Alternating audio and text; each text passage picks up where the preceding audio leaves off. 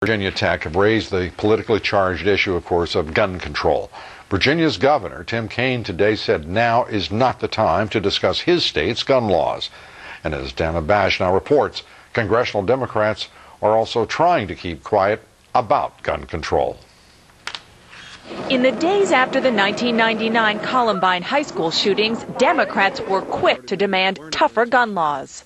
How many of our schools have to be desecrated by blood and bullets before the Senate and the House will act? Congress did debate gun control then, but failed to enact new laws. Now another massacre. This time, Democrats control Congress, but they're shying away from talk of gun control. I hope there's not a rush to do anything. We need to take a deep breath. Console the families and the children who were affected there. That's what we're focusing on. That's all we're focusing on right now. Democrats are reluctant to pass new gun restrictions, in part because public support for tightening gun laws has been steadily dropping. In 1990, 78% of Americans backed stricter gun laws. Now it's only 49%. Common sense gun safety measures to Democrats dropped gun control as a national issue after Al Gore was tagged as anti-gun in 2000 and lost big in the South and rural areas. I'm a very strong Second Amendment guy. Since then, Democrats won seats from North Carolina to Indiana with pro-gun candidates. So the Democratic Party has really tried to move to the center on some issues, and certainly with a lot of rhetoric. And picking up the gun issue again, I think many Democrats feel would push them further back to the left. They don't want to go there now. Democrat Carolyn McCarthy ran for Congress after her husband was killed in 1993 by a Long Island Railroad gunman. So this isn't just policy. This is personal for me. She hopes this week's shootings will help her renew restrictions on weapons, limit clips to 10 bullets in 9mm guns like the one used in Virginia. But McCarthy says even that will be tough. I have members that come up to me and say, Carolyn, I'd like to be with you, but I can't. I didn't come here to Congress to fight gun violence. I'll lose my re-election. And you know what? They probably would. Hearings have already been scheduled on the issue of college campus safety, but several Democratic leadership sources tell CNN the chances of Congress actively pursuing new gun restrictions are slim to none. Lou? Dana, thank you very much. Presidential candidates today not offering any further direction on their position on gun control, substantiating the position taken there on Capitol Hill as well. Thank you very much. As public support for tighter gun control declines, studies show that there is no evidence that tighter gun control laws reduce gun deaths. As Christine Romans reports now, the Second Amendment still stands. The law of the land, these 27 words.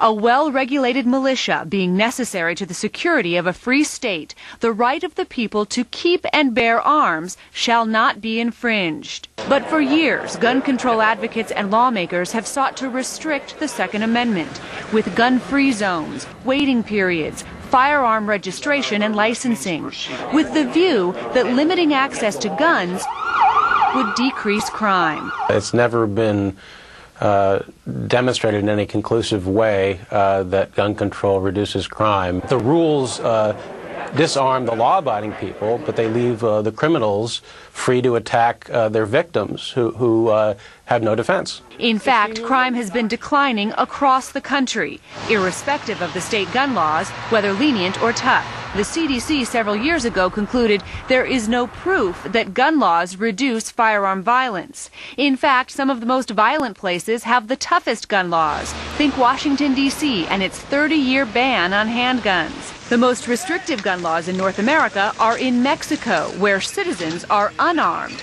Killer drug cartels are armed. The Virginia Tech campus is a gun-free zone. That did not stop Cho Seung-Hui.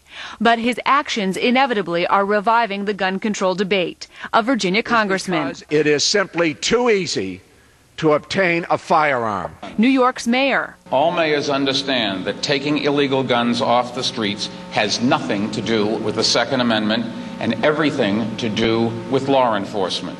Intense debate over the modern meaning of a 216-year-old right. There is a split among the courts, there's a split among academics, but among American people, the majority of Americans believe that they have a right to arms.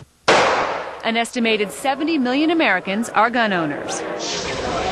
The courts most recently weighed in on gun control laws in Washington, D.C. just last month, striking down that city's 30-year-old handgun ban, ruling it unconstitutional, insisting that there is nothing ambiguous, Lou, about the Second Amendment.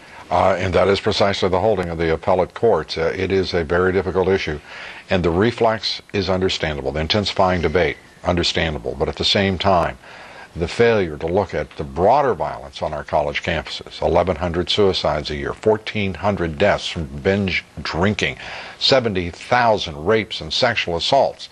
Where is the clarion cry there?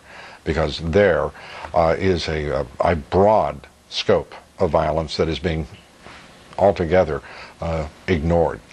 Christine, thank you very much. Christine Romans. A bill, by the way, in the Virginia legislature that would have given college students and university employees the right to carry handguns on campus never made it out of committee. On Monday, the day of the shootings, House Bill 1572 was dropped during the first stage of the legislative review process in the Virginia House. Most universities in Virginia prohibit anyone other than police from possessing a firearm on campus.